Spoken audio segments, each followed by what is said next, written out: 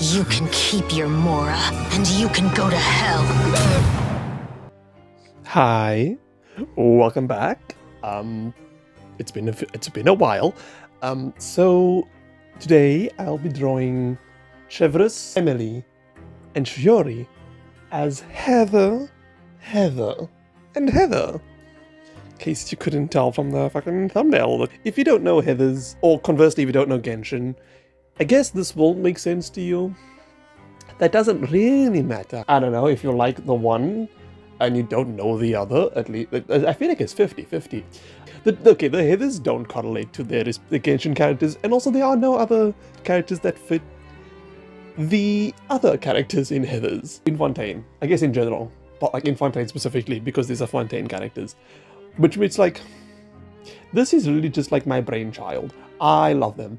I really like Chevreuse's relationship with both Shiori and Emily. She's so corrupt. It's such a good representation of the police.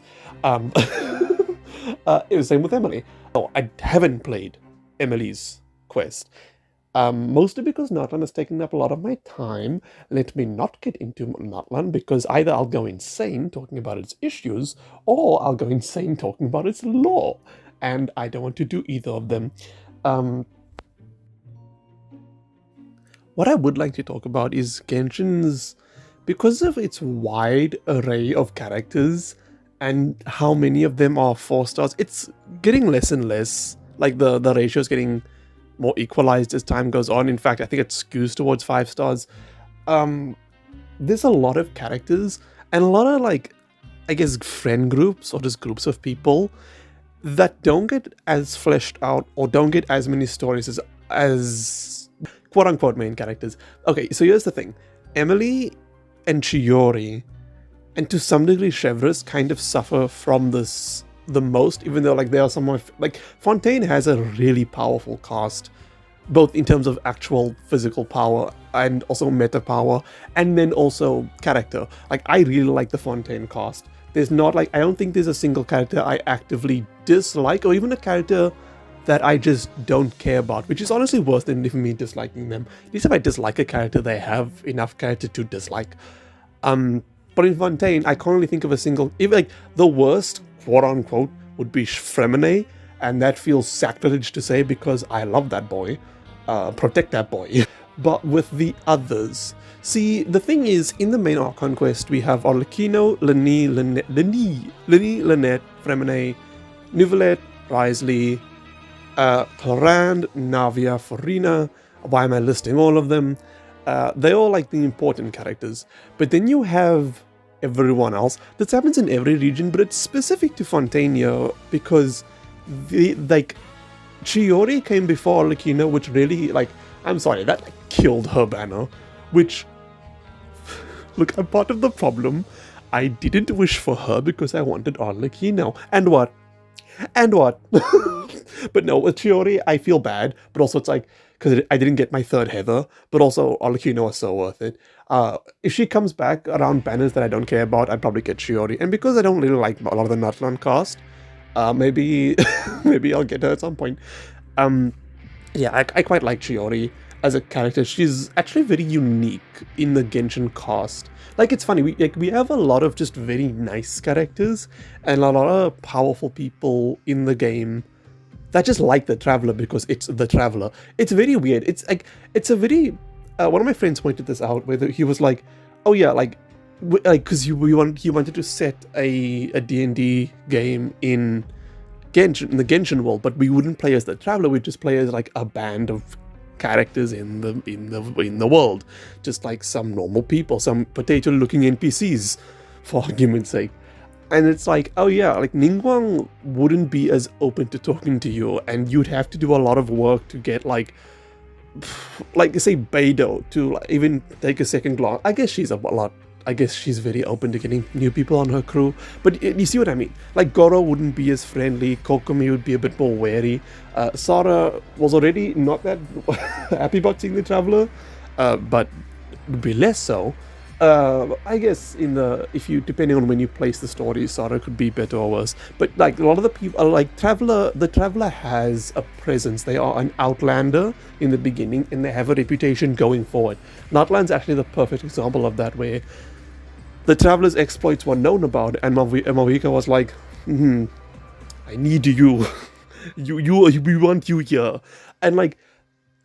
You don't, because of that, we don't get to explore characters like Chiori, like contrast between characters like Chiori, Emily, Chevreuse, and like, say like the Navias of the world. Because Navia, for being the leader, is still a very friendly young woman. I love her. She's so pretty. And she has such angst with Clorant. I could talk so much about how I love their angst. But with like Chevreuse, Emily, and Chiori have some of the more unique personalities, particularly Chiori, because like, listen, I love her violence. It's so like there are characters in the game that love violence. Child loves violence, but he loves violence in a I like fighting kind of way. Chiori likes violence in a this is how I solve my problems kind of way.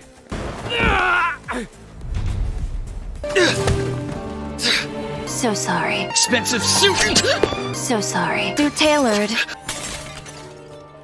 I did nothing. And if not that, then I'll try being demure. I do love Chiori, iconic. Haven't played Emily's quest because Netherlands has taken up so much of my time. I'm sorry, I love Emily. Like, from what I've read about her, I would like her quest. I really have to play it. I also haven't played Siege Winds. I think that one's important for lore purposes. See, there's the thing. Chiori, for as much as I liked her quest, it's divorced from everything. Like, compare Chiori to something like Shenhe. Shenhe's quest is embedded in the Archon quest. Chiori exists in the world. She's about as relevant as, like, Garming. And listen, I love Garming. But boy, he's not relevant either. Garming's actually part of a trio of guys that I little like in Genshin, but like they are the 4-star DPSs that have like a somewhat of an importance, but ultimately mean nothing, and that would be Garming, Sethos, and Hazo. I love them, but do they have anything to do? Sethos was the most relevant, and he was only relevant because he was in Sino's quest. I would love for him to actually take us to the fucking library and read with us, but he doesn't. I would love to just go to the Temple of Silence and do a bit of research on the desert, but okay.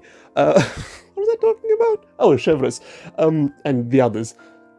And I put Chevreuse in the middle, obviously, because she's red, but also because I think Chevreuse, like her event, okay, here's the thing, 4-stars will sometimes get events, like Fremenite got an event, like as just a random example that popped into my head, like they will get events, they will get things, or they'll get hangout events, sometimes, but it's like, it's never, it's like, I get that some characters have to fall to the wayside, that's fine, it's just that like, it's unfortunate because, like, it's a thing that happens. There's nothing that I think the creators can do or the writers can do to remedy this, because you can't have a cast that's too bloated like a main cast. And I'm actually glad that the Traveler... Well, am I glad for that? Like, okay, I am glad... Okay, for story purposes, for who the Traveler is, for who Paimon is, or might be, I'm glad that they travel alone. In Natlan, we have our little guy. Other than that, I like it to be travel alone. We sometimes get companions. It's actually very interesting. I'm not going to compare the two, but you can contrast that to Star Rail and the Trailblazer, where you are actively adding members to the train. And I like that. I like that contrast. I like them separately. I think Star Rail actually has a worse problem than Genshin when it comes to this, like, the character thing, because there are some really important characters, and then there are some you couldn't give less of a fuck. Or there's just too many. Sometimes there's just too many in Star Rail. Like, I like a lot of Star Rail's characters, but a few of them can just, like, I'm so sick of you, just leave. I'm sorry. But anyway, back to Genshin. So yeah, Chevreuse is like from her event, you see that, like, she has, again, we actually get an interesting discussion on morality. And like, again, Genshin is such, I say again, like, you've heard me say this, I love Genshin. Look, it has faults. In fact, there's one big fault. There's a big racial fault that they make, and boy, if I'm not talking about it, because it will literally eclipse the discussion. I can't get into how much I hate the shit they do, especially in Nordland. It was bad in Sumeru. I did not like it when Sumeru came out, and that's very sad because I really like the Sumeru cast. I think the Sumeru cast is lovely, but sometimes I look at them in canon and I'm just like, why do you look like that? But for why did you do this to me? But why? Why? But why? But why? But why? I can't get over it. So I'm not going to talk about it. I'm going to stop it right there because then I will talk for ages. Especially because this is not scripted. I'm sure you noticed that. Yeah, but I keep trying to get back to Chevreuse, but it's like she has an interesting quest where you actually do discuss the like. It's like, do you follow protocol or do you like shoot a man? I do like how that quest ended because you get you learn about a bit about her backstory, about how her father like saved her, or like not saved her, threw her in a lake, and it was like it's a bitch swim. Bad father, maybe depending on how you look at it. Fontaine has a lot of terrible parents. Well, I guess Nivelette didn't have parents. Well, did he? Who was his parents? Egeria? No, he was the Hydro Sovereign. Do reincarnations have parents?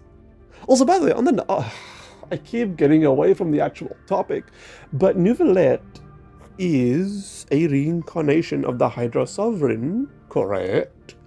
Did he reincarnate as a human shape? It would actually make a lot of sense. I think he did. It's likely that he did. He doesn't mention taking a human shape. But like, because humans in Genshin are descended from dragons, or I guess the evolution of dragons as we learned from Ochkanatlan, I think it's likely Nivelette just like, did he spawn into the world an adult man? Did he spawn into Genshin like, yes, here are my robes, here's my tail, here's my cane? Or did he like, was he a baby? Who raised him? I have so many questions for this man. I do love him though. Yeah, he's also quite iconic. But yeah, well, like Chevreuse has an interesting relationship. See, that's okay. That's such a good example of what I'm talking about, because I'm talking about Chevreuse, but I talked about Nivelette because the thing is, they are just flatly more interesting and more compelling characters. But that doesn't make characters like Chevreuse less compelling. It makes her a 4-star. Like Chiori, actually, I think Chiori, Chevreuse, and Emily. Okay, look, I need to exclude Emily for a second because I didn't play her quest. I really should have played her quest before recording this. Oh well. But like Chevreuse and Chiori, I think have like equal levels of development in terms of their characters, and I like them. And I don't know. It's unfortunate that certain characters just fall to the wayside, just straight up. I think if we like. Because characters like Chiori, because, okay, you might not agree with me, and that's fine, but I think Chiori, to me, I think Rarity from, like, My Little Pony was on her mood board, and I like that. I like a more violent Rarity. I like that trope. It's a very specific trope. Is it even a trope? Of, like, the fashion-oriented, like, girl. Actually, that might be a trope. It's very general. See, I'm also thinking of Stella from Wings Club, but like, I don't think she was ever like that. I just think that's what Nickelodeon shoehorned. Boy, do I have so many opinions on that fucking show. But yeah, I feel like I've said a lot of nothing. Oh well. Basically, what I want to do here is both pay homage to, as much as because the thing is, I haven't played Emily's quest, but I have Emily. I've listened to her voice lines. I've like, she's kind of a good contrast to. They're a very good trio. Like, you could follow like a day in the life of these three. You could make a show around these three characters. There's a lot of talk, or I guess non-talk, about the Genshin anime, and I'm glad it's taking long. Actually, we would speed up, but also it's like, I don't really care. Because I think the Genshin anime, they might also be like saving it for a relevant moment to release. Because I didn't know how that story would play out. But also with the anime, it's like, it follows the traveler. I think you could get a lot of mileage out of like doing slice of life stories, or like doing like each of these characters could be main characters in their own story, which is kind of the problem that Genshin, well, it's a problem, but it's a problem that I'd rather have than the converse. Is converse the right word there? Oh well, it's like 2:15 in the morning. I don't. But it's like each character in Genshin, bar none, could be a main character in their own story. I'd rather have that than them actually feeling like side characters. The reason characters like Chiori, Chevros, Emily, Hazel, Sethos, Garming, they feel like side characters because of the way they are framed, because of how much or how little they appear, and because of the nature of the story around the traveler. Do you feel me? I say as if you can answer. Because Genshin's story isn't really a slice. It's partly a slice of life, not for the reasons of it being a slice of life. That's a very weird way to say that. What I mean is, the game focuses a lot about the will of the people and like the people's ambition and people's wants. How it's like the everyman. And saying that like it's a bad thing, it's not. Like that, and that's what powers the traveler. But it's based around their power being given to the traveler. I personally, I'm a big fan of like more small scale stories, but Genshin has done so well to like make me interested in wanting to see this bigger story play out, because there's like gods and like there's centuries to millennia of beef and like wars, big wars. There's the abyss corruption. There's the the absolute altering of the world. There's the Tsaritsa's plan to like fucking like reshape fate with the power of like, I don't know, the bones of a descender. I call it the bones. It's the remnants. It's like the power of a descender, but basically she's collecting a corpse. Kind of. A spiritual corpse? A magical corpse? Of the primordial one. By the way, I do think that's a primordial one. It probably, I mean, it's very likely. Actually, it probably just is the primordial one. Right? That's kind of what I got from Orchkan Outline. I don't know. Like, some bitches say weird things. The Dragon Sage, by the way, when we don't see his face, it's like, now hear me out. The Dragon Sage, though, he did do a lot of shit, but I don't know. I could change him. What am I talking about?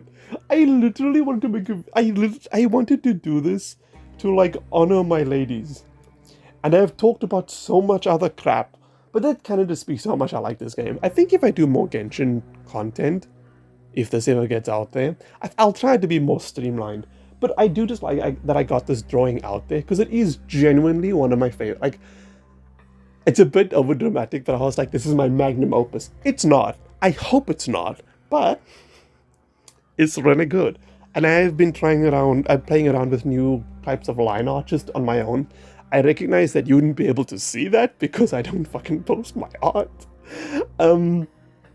But I am trying it out. And I think with this one, I think the pen is fine, but like I think I made the line art a little too thick.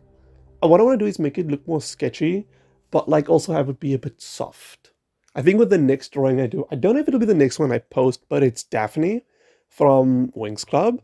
I really want to talk about that show. I didn't ever want to do. See, I was going to do Daphne, her transformation form, Murta a transformation form, and then also Roxy in a transformation form, and I called the video The Seventh Wings, because at one point, all three of them were a seventh wings. But I feel like if I should do that, I should just like split it up into three. Because actually, I have a little bit of like rewrite ideas about that, because I like Roxy, but at this, I am not talking about wings in this video, but I like Roxy. But I don't think she should have been the seventh wing. She should be the seventh wings, at least now. That's an opinion I'll get on in another video, because I have reasoning for it. But yeah, I have not even talked about Emily, even though I have not played her quest. I like Emily a lot. Like, here's the thing with Emily, she is just a nice lady. And I was like, oh, we have so many of those. And then I was like, but how many though? And literally, I couldn't count any, because Emily is just like, she's a nice lady who sells perfumes, and he's a forensic scientist on the side. Absolutely iconic. Honestly, like, the thing is, she's just very caring, but she's not caring in like a motherly way, which is the kind of caring we get from a few of the other games. Like, I don't think Jean gives mother. Well, she does, but for different reasons. But like, I don't think she gives motherly. Well, she does because of Klee, but like not to us. But like, she does have like motherly care around her. Same with Xianyun, like even Madam Ping is a NPC, but you know what I mean. You have a lot of like children in the games. I guess Citlali. Well, she gives grandmother. Faruzan, I have to talk about that at some point. Literally, Kaveh and how do you say his name? I can read Arabic script, but I still don't know how to say his name. Kaveh and Faruzan walked so that Citlali and Ororon could run. Do I hate Ororon's design? Fuck yes. Do I dislike Citlali's design? Yes. And do I have problems with Kaveh and Faruzan's design? Yes, I do. I never wanted to marry with Natlan.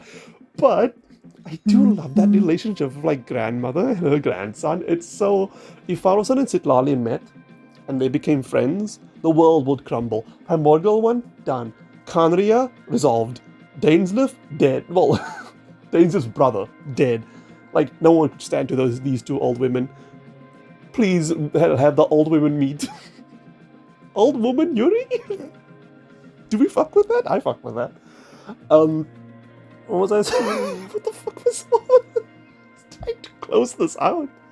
But yeah, anyways. I hope you enjoyed. I did, even though I really did not talk about this today.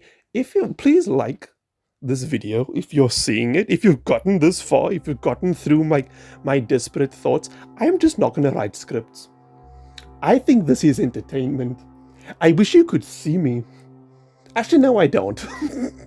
If I were to record myself when I record these, I look like a gremlin. And I really don't like how I look. I look like a gremlin. It's like, my grandmother's. I'm gonna cut that out. No, I'm not.